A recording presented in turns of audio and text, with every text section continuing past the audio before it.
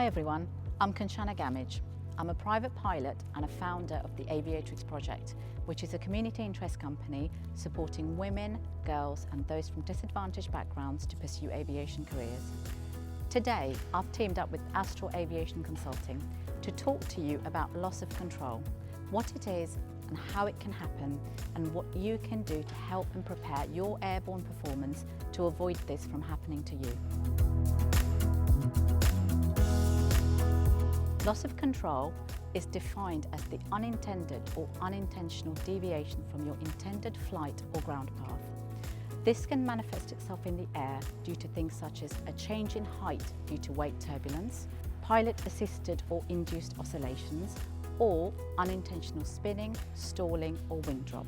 Loss of control can also occur on the ground and could be due to things such as a contaminated runway due to rain, snow, ice or slush leading to aquaplaning, a technical fault such as asymmetric thrust, an aircraft issue such as mud accumulation in the wheel spats, or a human factor such as forgetting to put the flaps down prior to landing. Raising awareness of loss of control is important because sadly in the 5 years between 2015 and 2020, loss of control in flight events made up 20% of general aviation accidents, 44% of fatalities and 55% of all the serious injury accidents. EASA have determined that unintentional stalling and spinning are the most common aircraft upset types and that you're most likely to experience loss of control in the air upon departure or recovery to the airfield, which is of course when you're close to the ground and have the least amount of time to recover the aircraft. Your number one priority should always be to keep control of and fly the aircraft. The Aviate, Navigate, Communicate model exists for lessons learned from over 100 years of flying. So if things are going wrong, make sure Aviate is your number one priority.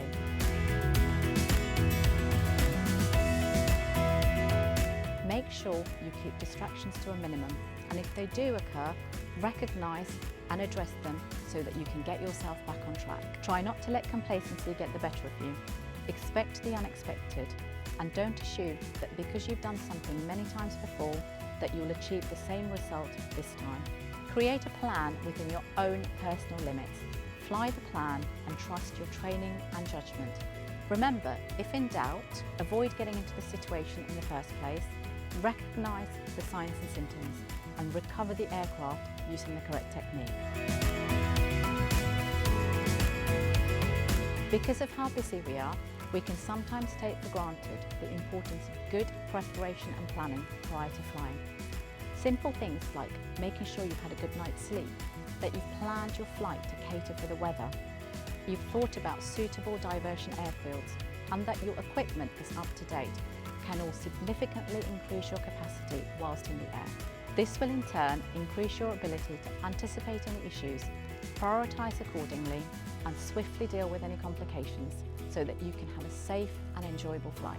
If you'd like to explore this topic further, there are more resources on the Astral Aviation Consulting website at www.astralaviationconsulting.com. Follow them on their social media channels and join the conversation online now.